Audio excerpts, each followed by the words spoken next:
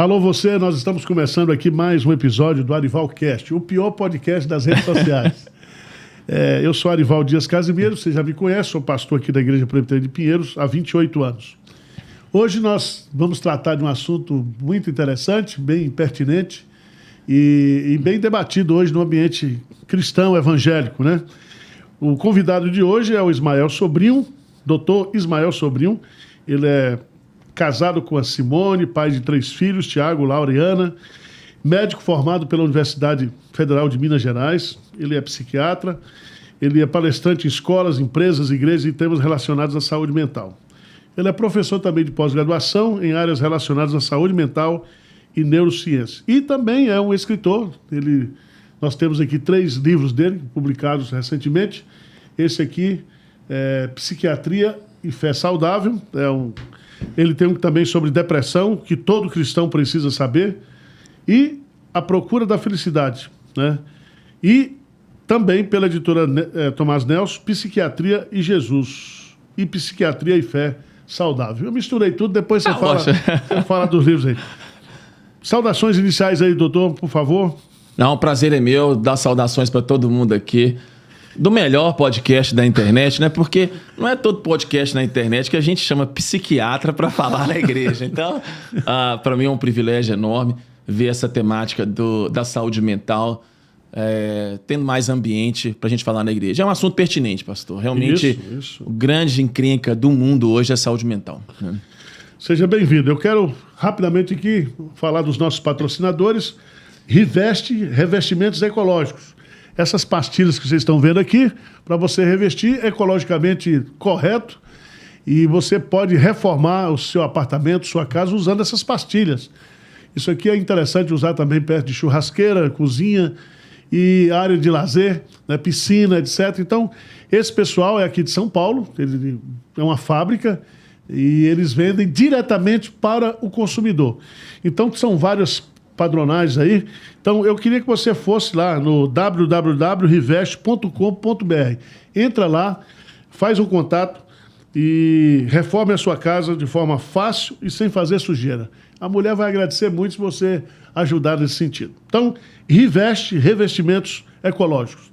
Também Onibig Media, desenvolvendo criadores de conteúdo. Essa empresa fica lá em BH, a terra aqui do Dr. Ismael. Inclusive são que faz o meu canal no YouTube também. Então o Onibig Media hoje é top de linha.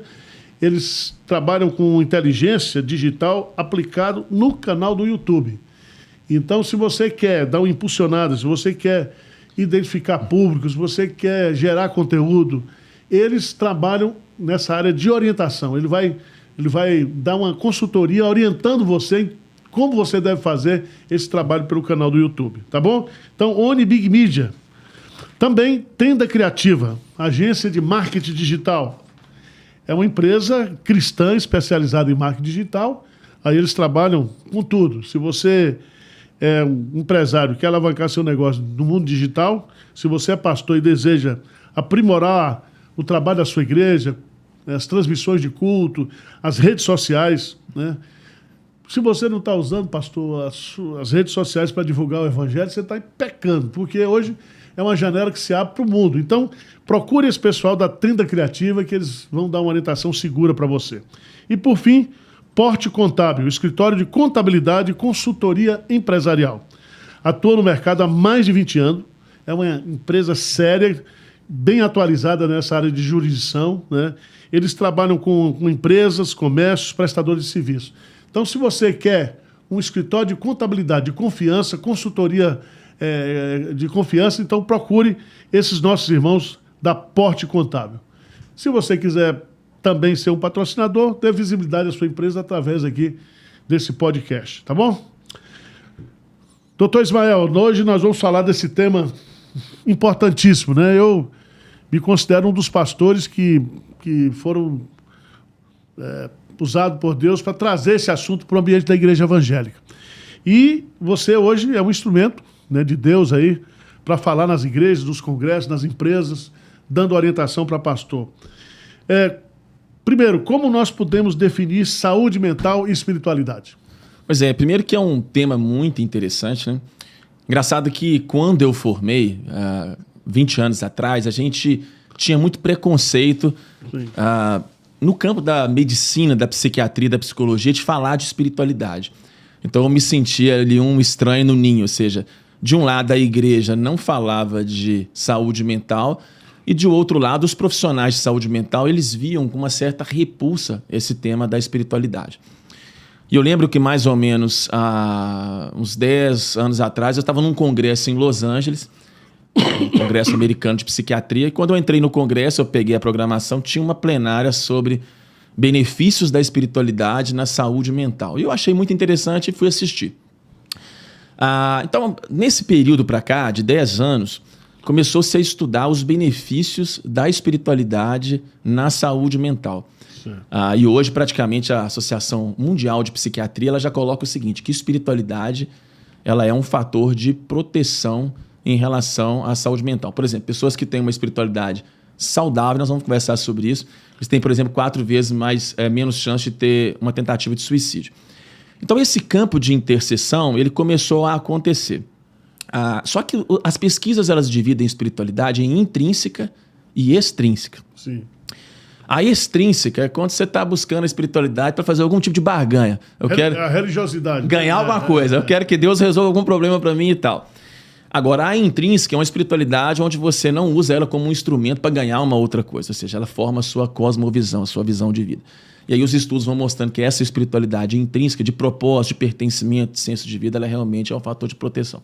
Então, quando a gente fala de saúde mental e espiritualidade, o primeiro ponto é esse. Eu acho importante esse tipo de podcast, porque às vezes há muitas pessoas que estão assistindo a gente que acham que é o seguinte, que não pode ocorrer uma interseção entre saúde mental e espiritualidade. Isso não é um ponto científico. Cientificamente, hoje eu posso ir em qualquer congresso de medicina e falar, olha, existe evidências científicas de que a espiritualidade, se ela for equilibrada, ela é um fator de proteção. Aí nós vamos agora para outra ponta, que é a ponta que o senhor falou aí muito bem. Foi um dos primeiros pastores que trouxe essa temática para a igreja. Nós ficamos por muitos anos onde a igreja ela se fechou para o conhecimento relacionado tanto à psiquiatria quanto à psicoterapia. Então, por muitos anos, nós achamos o seguinte, esse problema não é um problema da igreja, a igreja não deve falar de saúde mental, a igreja não deve abordar temas como depressão e ansiedade, ou quando a igreja aborda esse tema, ela deve falar única e exclusivamente a respeito do aconselhamento bíblico mais direto. Essas coisas começaram a mudar também, porque nós tivemos um aumento de até 500% em algumas populações de transtornos como depressão e ansiedade. Pós-pandemia, esse número aumentou muito. E aí começou a acontecer os casos dentro da igreja. O senhor pode me falar aí para eu não ficar falando. Dentro da igreja do senhor não tem muitos casos de depressão, de ansiedade e tudo. E aí a gente houve essa quebra de paradigma. Então, vou te dizer que talvez de 10 anos para cá, mas principalmente no ambiente da igreja, eu acho que de 5 anos para cá, principalmente pós-pandemia, a igreja abriu mais esse espaço. Sim, sim. A primeira coisa que a gente tem que entender é que a ciência, a verdadeira ciência, ela vem de Deus. Sim. Então não existe a oposição entre a fé e a ciência. Né? E esse é o ponto fundamental que eu entendo. Segundo, nós estamos vivendo num mundo, e aí vem as pesquisas, você está mais atualizado, a Organização Mundial de Saúde diz que havia um tempo que os transtornos mentais eles eram rejeitados. Agora, a crescente é tão grande, né, que as causas mortes, né, por exemplo, era mais dos problemas cardíacos, e agora há uma crescente, se fala em 2030, 2040, vai estar em primeiro lugar como causa-morte no mundo. Existe pesquisa sobre isso, sobre incapacidade, por exemplo. Até a projeção da Organização Mundial de Saúde era que até 2030, isso lá atrás, as doenças psiquiátricas elas seriam o que mais incapacita as pessoas para o trabalho, ou seja, o que mais rouba de produtividade às pessoas, que é o que que é a qualidade de vida e tudo. Hoje, esse dado ele já virou em 2020, ou seja, se você hoje acessar o sistema de previdência social do Brasil, que é um sistema ainda que tem os seus problemas de abastecimento de dados, as doenças psiquiátricas elas já passaram as doenças cardiovasculares responsáveis pelo número de afastamento. Sim. Um outro dado interessante, a OCDE ela fez uma pesquisa em vários países para tentar entender o seguinte, vamos ver onde que o povo está doente. O Brasil ele foi o campeão mundial de transtornos de ansiedade e nós fomos o 5º colocado em transtornos depressivos. Ou seja, essa ideia de que o brasileiro é todo feliz, que não tem problema. E um dado interessante, pastor, existem umas pesquisas curiosas mostrando o seguinte, que nos hospitais psiquiátricos, 45% a 50% dos pacientes são evangélicos, né? E existem pesquisas mostrando o seguinte, que a incidência de depressão e de ansiedade, ela não é diferente entre a população que se declara evangélica e a população que não se declara evangélica. Então, assim, nós que somos cristãos, que queremos fazer essa ponte de ciência e fé, é como o senhor bem disse, nós não podemos negar aqui, aí nós podemos conversar aqui, as causas dos transtornos, que o estilo de vida e etc., tudo que a gente está vivendo, isso chega, essa água está batendo no nosso pescoço também, sim, né? Sim. E outra coisa também que eu observei quando trabalhei esse assunto, já há alguns anos atrás, é que, por exemplo, onde foi que cresceu o evangelho da prosperidade? Justamente nas periferias, onde a maioria das pessoas elas não têm acesso ao tratamento médico, principalmente o tratamento psiquiátrico. Ele ia lá na igreja, tinha um problema, e aí os vendedores vendiam lá, vendia a cura, vendia o exorcismo.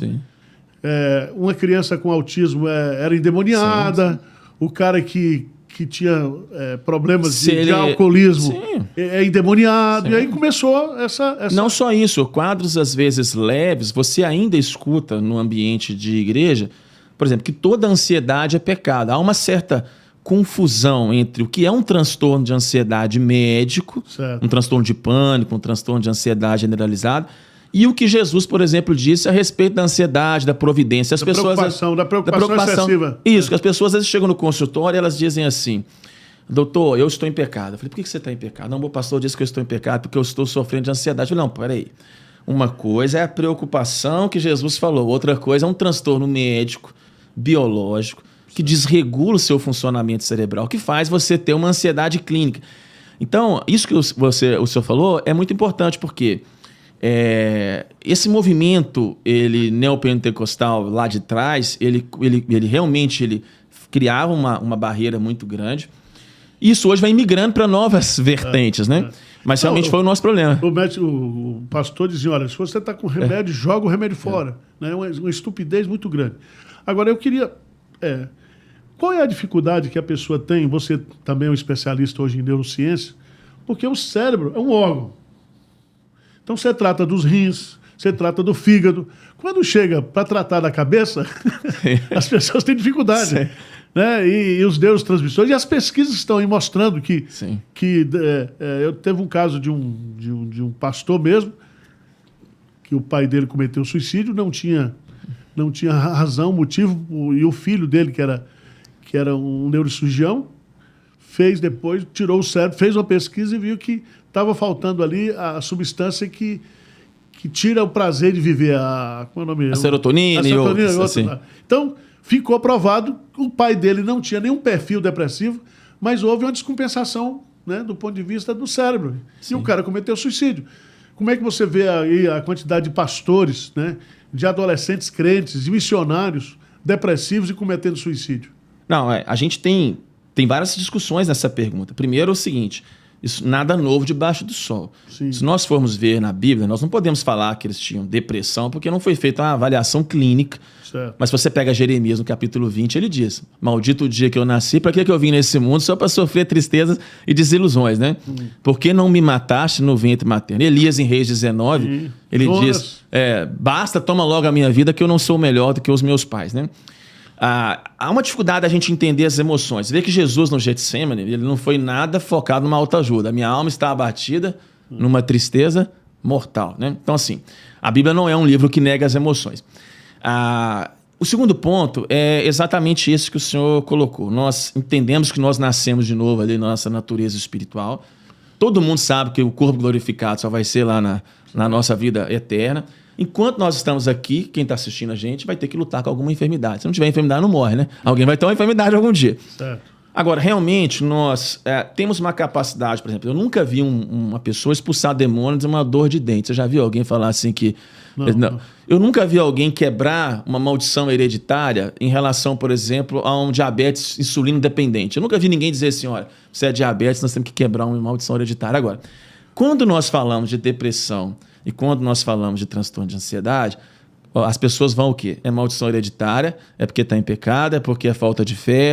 A gente tem uma dificuldade de entender a biologia do cérebro. Ou seja, eu sempre falo com os pacientes que eu também não sou um materialista reducionista. Ou seja, nós somos cristãos, nós acreditamos o seguinte, que o conceito de mente, ele é uma unidade bio, psico, sócio-espiritual. Ou seja, eu sou um ser biológico, eu sou um ser que processa emoções, mas nós sabemos que o reducionismo também das neurociências, aí aproveitando aqui, fazer uma crítica também do meu lado, né?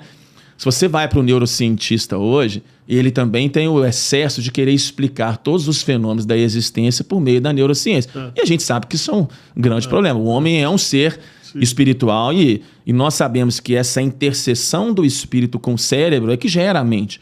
Então, nós somos um ser cujas emoções elas são processadas biologicamente, mas elas sofrem influência o tempo inteiro da nossa natureza espiritual. Agora, realmente, por que eu acho que as pessoas têm dificuldade? Por quê? Falta um conhecimento de como o cérebro funciona, falta um conhecimento mínimo de que essas redes neurais, quando elas estão afetadas, isso afeta a nossa expressão das emoções, falta um conhecimento do mecanismo que causa os transtornos mentais. E isso prejudica muito. Vou te dar 2 exemplos muito simples para a pessoa entender, para quem está assistindo a gente. Você pega um paciente cristão que ele é bipolar. Sim. Então, ele tem uma doença, um transtorno mental, que ele tem fase de depressão e uma fase de euforia. Esse paciente na fase de euforia, então ele é tomado, ele fica 220 volts. Ele pode, por exemplo, ter um aumento da libido, ele pode aumentar o desejo dele sexual, ele pode tomar mais risco. E eu cansei de atender cristãos nesses 20 anos, que era o cara que, ele tratado, ele é tranquilo, ele não vai arrumar confusão. Agora, ele entra na fase de euforia, ele corre mais risco com envolvimento sexual que ele não gostaria, ele gasta mais, ou às vezes ele até se sente, por exemplo, num avivamento. Já atendi uns que chegavam no consultório, a família falou, doutor, a gente trouxe ele aqui porque a gente acha que ele está crente demais. Eu falei, por quê? Não, ele está 6 dias sem dormir, orando a noite inteira, falando que ele recebeu uma revelação e tal, e você vai ver, é um paciente que ele está bipolar em euforia. Vou dar um outro exemplo simples, né?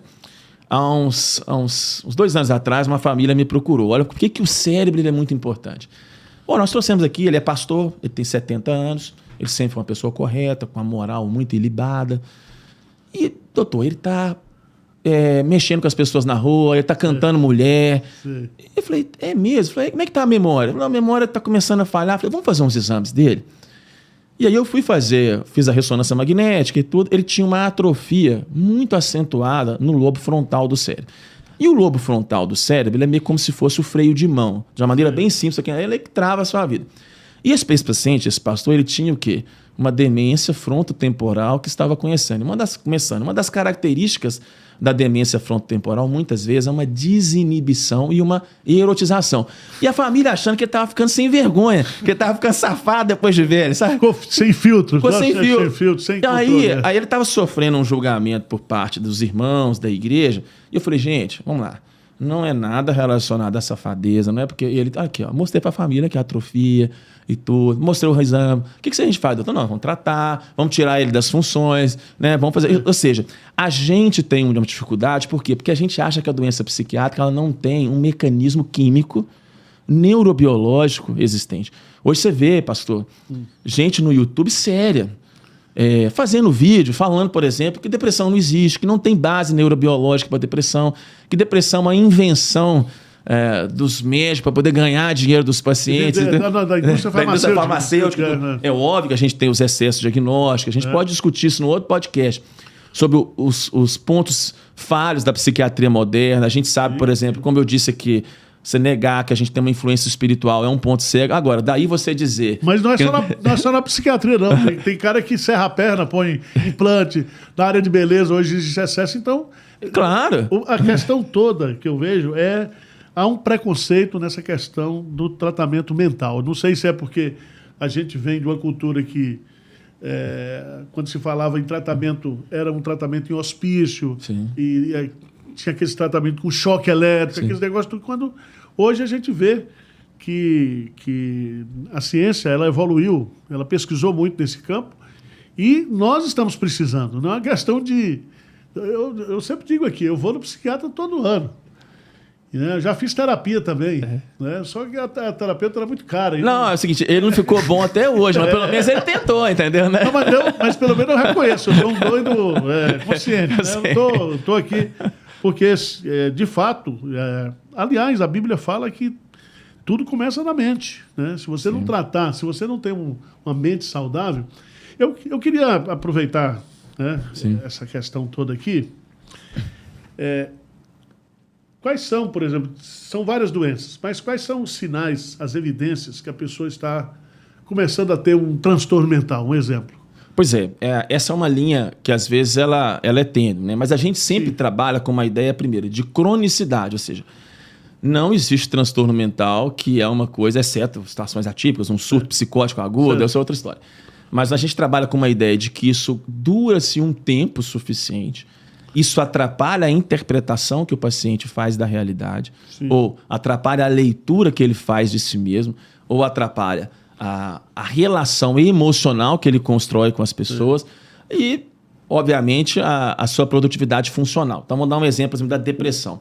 Nós temos um problema hoje que é um excesso de positividade na nossa cultura. Então, assim, nós temos uma cultura que ela fomenta o sucesso, a positividade, o bem-estar. Se você crê em tudo vai dar certo, você tem que mentalizar o sucesso. Você é mais que vencedor. Você é mais que vencedor, você tem que trabalhar os seus códigos, etc. e tal, né? Essa é a cultura de hoje.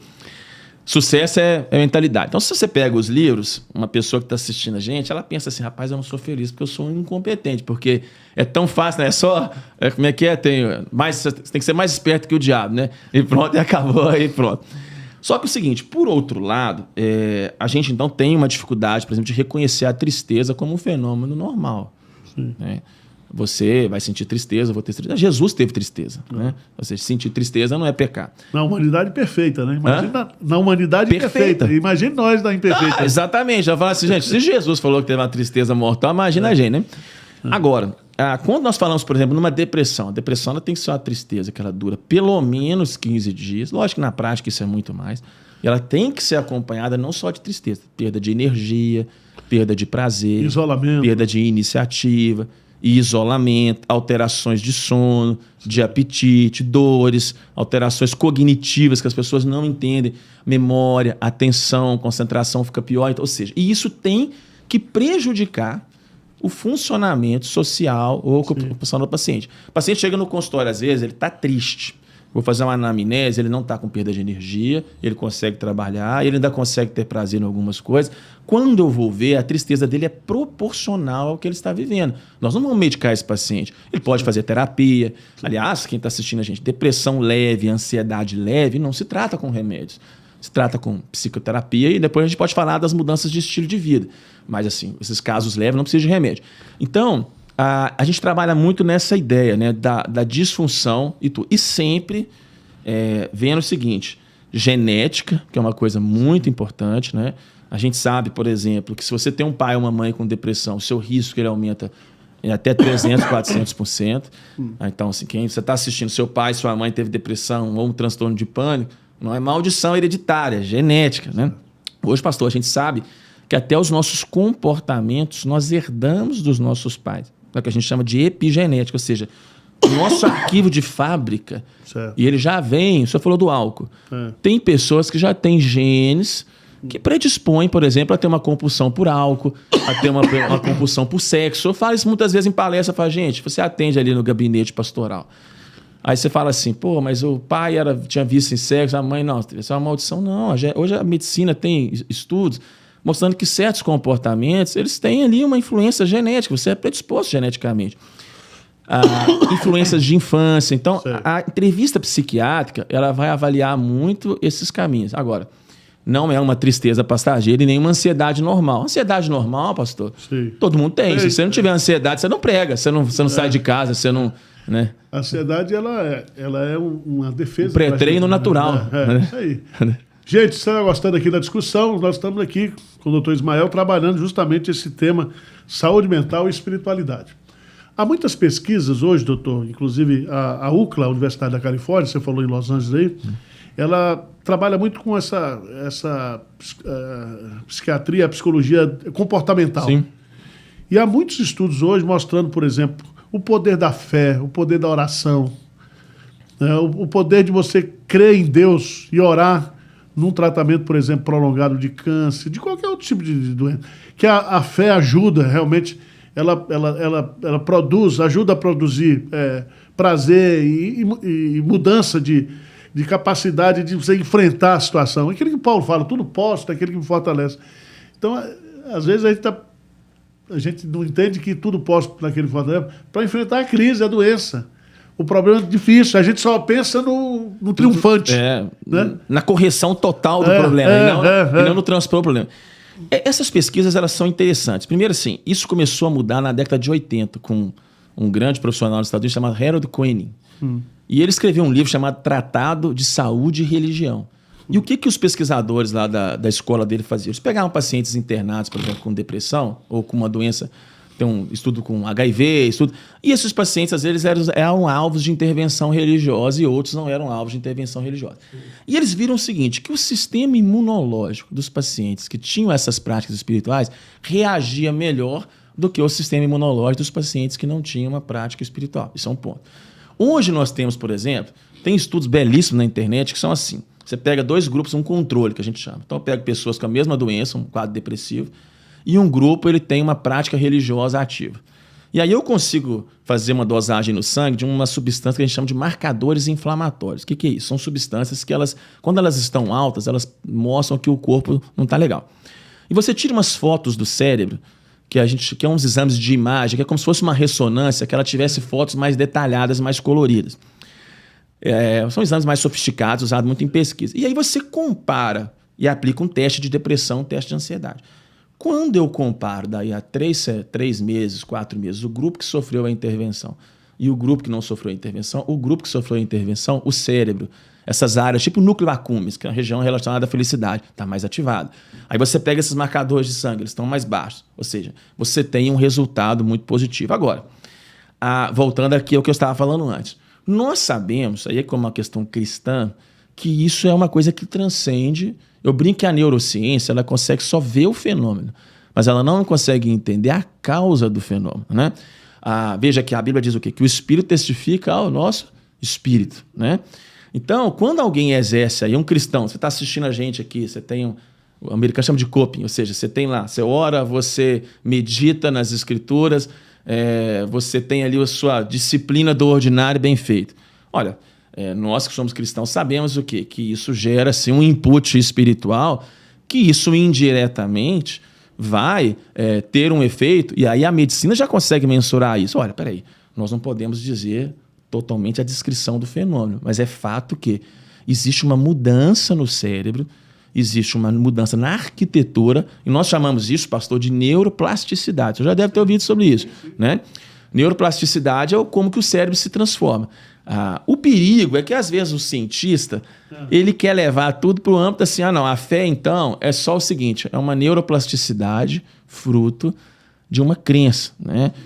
Ok, o cientista ele não é obrigado a acreditar no fenômeno religioso, mas nós sabemos que é inegável, isso já é provado, que o cérebro das pessoas muda com essa intervenção. Você quer ver uma coisa interessante? Psicoterapia, o senhor falou de psicólogo. A psicoterapia muda o funcionamento do cérebro. As pessoas elas pensam assim, a terapia é um bate-papo. Não.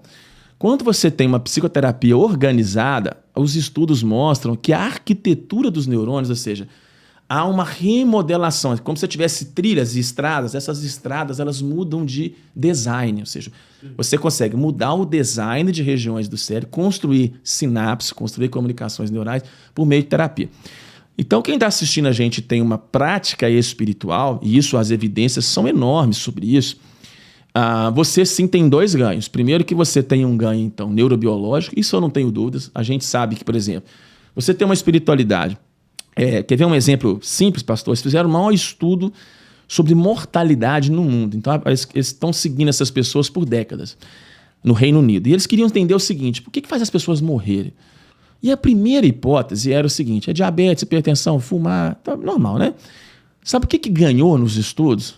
Solidão e isolamento social. Ou seja, solidão e isolamento social é a maior variável de mortalidade, de qualidade de vida numa pessoa. Quando a gente vai para uma comunidade, como uma igreja, o que é uma das coisas que a igreja mais proporciona para o sujeito?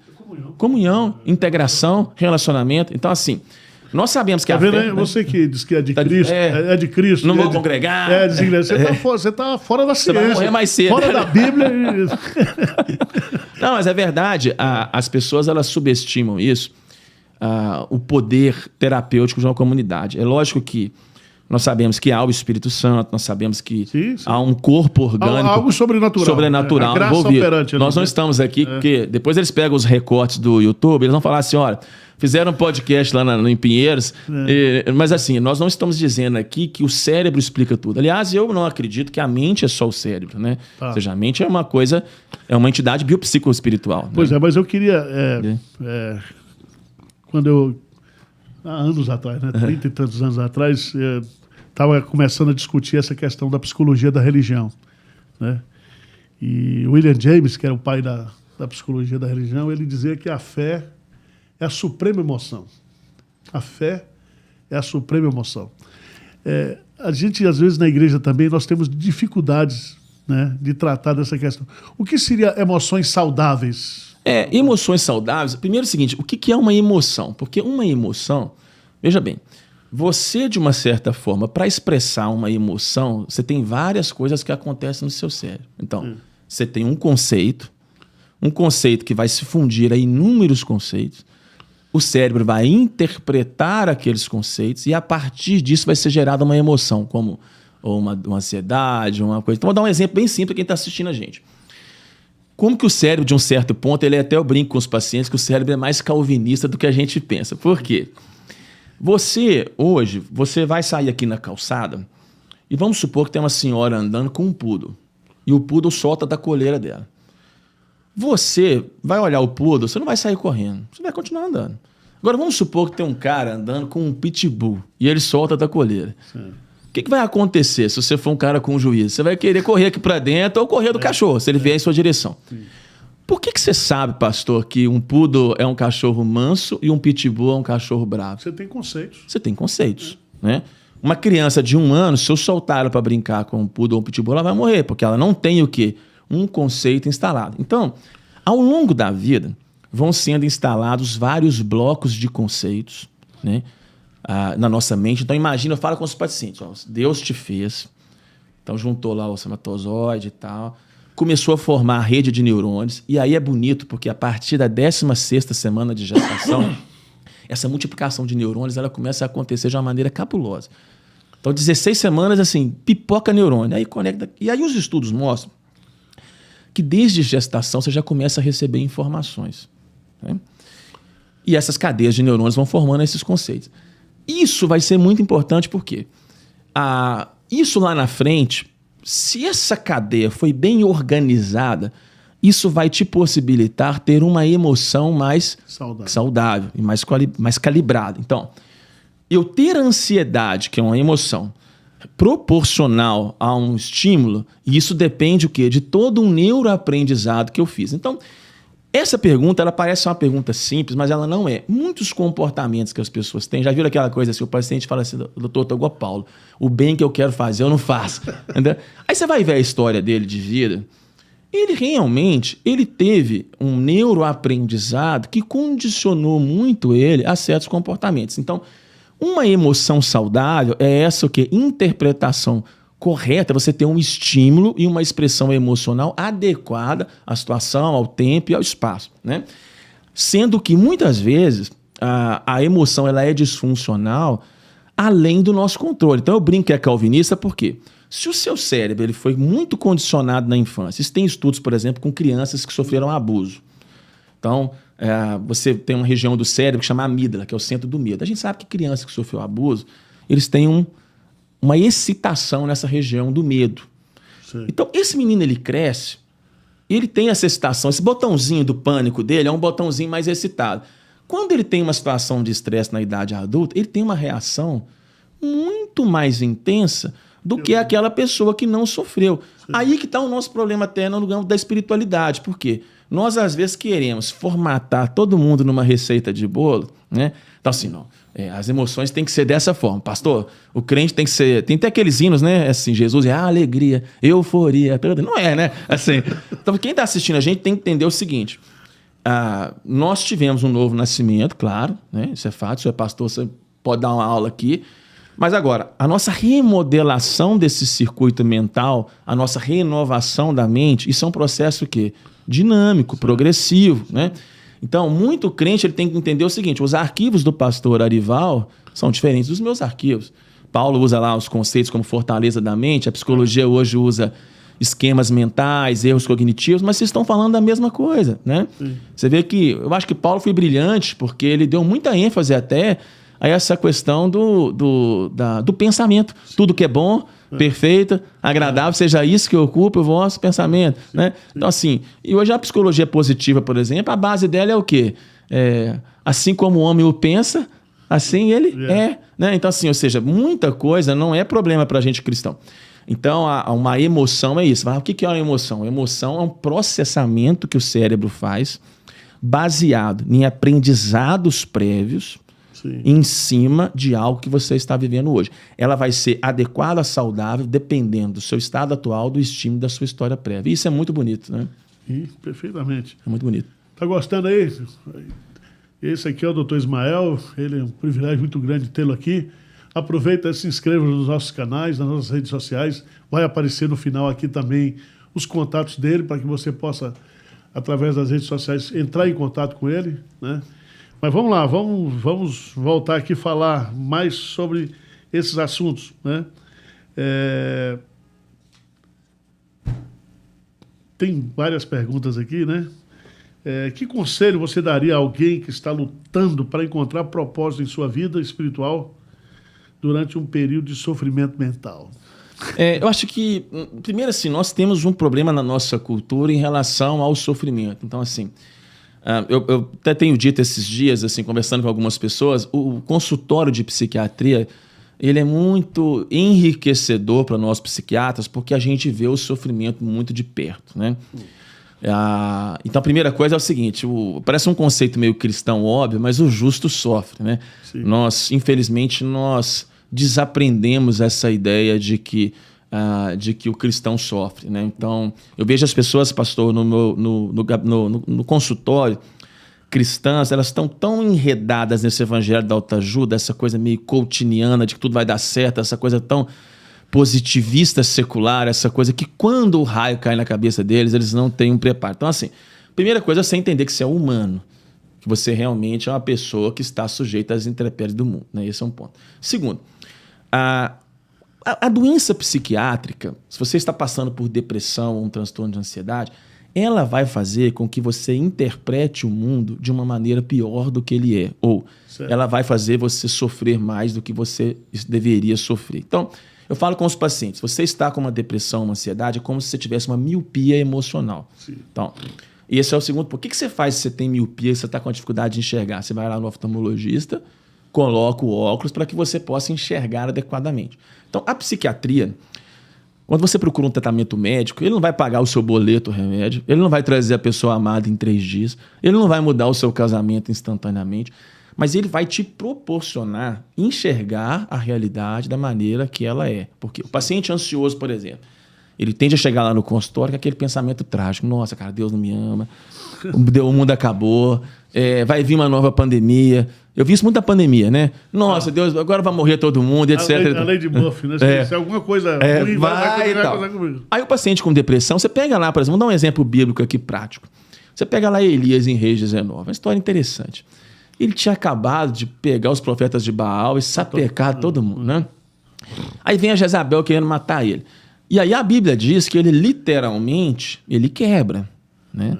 Então ele fala assim, deixou para trás o seu moço, deitou-se debaixo de uma árvore e pediu para si a morte, dizendo, basta, toma logo a minha vida porque eu não sou melhor do que os meus pais. Ou seja, ele não só entra numa quebra emocional, como ele começa a questionar até o próprio chamado dele. Ele fala assim, cara, o Eugene Peterson naquela mensagem, ele diz assim, eu sou um fracasso como foram os meus antepassados. Então assim, segunda coisa é você entender o seguinte, isso é um ponto muito importante, pastor. Muitas vezes, uma crise de fé, ela pode ser desencadeada porque a pessoa não está emocionalmente bem. Eu não estou dizendo aqui que a fé é refém da mente ou que você é só neurônio, não é isso. O que eu estou querendo dizer para você que está assistindo é o seguinte, que às vezes você está sofrendo mais do que deveria, você está ficando mais angustiado do que você deveria, você está mais triste do que você deveria, você está com mais dificuldade de confiar em Deus do que deveria, você está mais pessimista. Por quê? Porque você está passando por um quadro de depressão e ansiedade. Então, se você está assistindo, está sofrendo, poxa, cara, eu já estou há meses triste, sem energia, sem ânimo. Pô, Ismael, assim, eu fico vendo essas notícias no YouTube. Peguei muito da pandemia, não sei se o senhor chegou aqui. Acho que presbiteriano é mais tranquilo.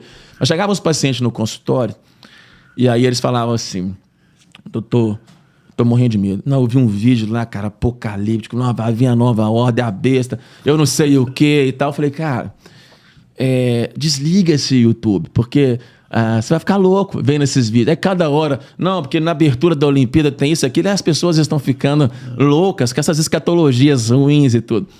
Então, é óbvio que se você está sofrendo muito tempo e isso está prejudicando a sua fé, você tem que ser alvo de intervenção médica.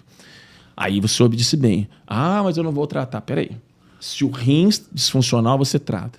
Se hipertensão, você trata. Se diabetes, você trata. Se miopia, você trata. Qual que é o motivo de você não tratar um desequilíbrio químico no cérebro? Você sabe quantos pastores eu tenho no consultório? Não. 230. Sei. 230. Tá pouco, né? Devia ter... 230. Pensar. E aí eu falo assim...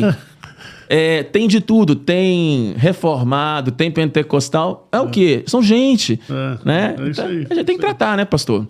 Então, se você está sofrendo, o conselho que eu te dou é, segundo, fazer terapia. Terapia e exercício. E aí você tem as medidas não farmacológicas. A gente pode citar aqui algumas. Primeiro, pesquisas mostram que quem faz um exercício aeróbico, principalmente, tem uma resposta aos sintomas de comportamento. Depressão leve, pastor, só um estudo ano passado, que interessante.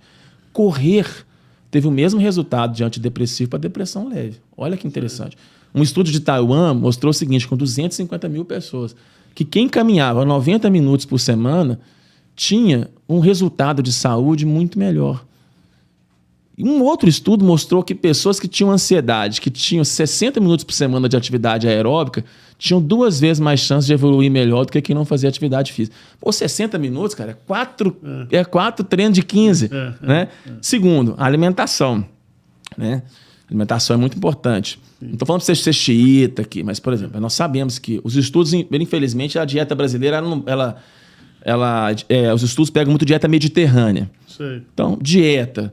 com menos carboidrato, menos açúcar, obesidade está associada à depressão, meditação, né? As pessoas, quando eu falo meditação na internet, todo mundo começa a dizer, lá, já virou bagunça. Não, mas a Bíblia nos incentiva a meditação, né? Meditação. Bem-aventurado é o homem que nela medita de dia e de noite, né? Então, assim, a gente tem que fazer essas medidas, né? A meditação oriental, religiosa, muitas vezes ela não tem conteúdo, mas quando você medita no conteúdo bíblico, aí é diferente. A palavra meditar vem do verbo ruminar, né? Você fica ali... Né? E tudo que ele faz será bem sucedido. Não que você vai ficar rico, mas a meditação...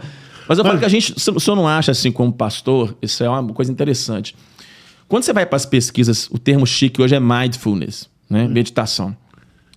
Quando você vai para as pesquisas médicas, meditação tem um efeito neurobiológico poderosíssimo. Rapaz, meditação reformula a cabeça do cara toda. Sim. Diminui o circuito ansioso, melhora a serotonina, atua no receptor de GABA e tudo. Só que você não acha que a igreja hoje, a gente não dá pouca ênfase à disciplina da solitude, da meditação? Eu acho que a gente tem dificuldade com isso, entendeu? Sim, principalmente agora com a cultura do vídeo, né? Do acelerar. Acelerar, então. Mas, doutor, fala um pouquinho dos seus livros aqui para o nosso... Tem um outro aqui, né? Os livros são o seguinte, primeiro, falando um pouquinho dos livros, né?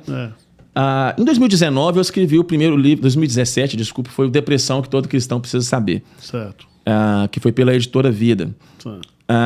Esses tabus sobre crente não tem depressão, depressão é falta de fé, depressão é espiritual, fizeram um trabalho para mim na esquina, etc. Então, no livro, eu trabalho muito essa ideia do que é físico, do que é emocional e do que é espiritual. Porque eu acho, sim... eu estou dizendo aqui, eu sou cristão, né? Quem está assistindo em casa. E eu acredito, sim, que espiritualmente também nós sofremos ataques, nós estamos no mundo. Nós aqui não estamos, né, pastor? Negando a realidade espiritual, né? Esse é um ponto. Depois eu publiquei pela Vida, em 19 ou 20, agora eu não lembro, A Procura da Felicidade, Como Sobreviver na Sociedade do Cansaço, que é um livro basicamente sobre disciplinas espirituais. E esses 2 últimos vieram pela Thomas Nelson, né? Esse veio ano passado e esse veio esse ano. Basicamente, é uma dobradinha. Esse livro, Psiquiatria de Jesus, eu peguei textos dos evangelhos onde Jesus faz curas. Sim. E eu tento delinear como que os encontros com Jesus eles eram terapêuticos. Então, ele é um livro de muitos exercícios, é o que eu chamo de escrita terapêutica. Então, esse livro aqui é um livro que depois que você lê, você não pode deixar ninguém ver, porque é um livro de confissões. Então, aqui você vai escrever seus BO, seus podres. Ele tem várias páginas que é só espaço para anotação. E é engraçado, realmente, eu estou brincando assim, que teve gente que me manda muito no WhatsApp, lá no Instagram, e fala assim, rapaz, esse livro eu tive que guardar, porque eu falei tanto mal de tanta gente no livro que eu falei, então vai lá.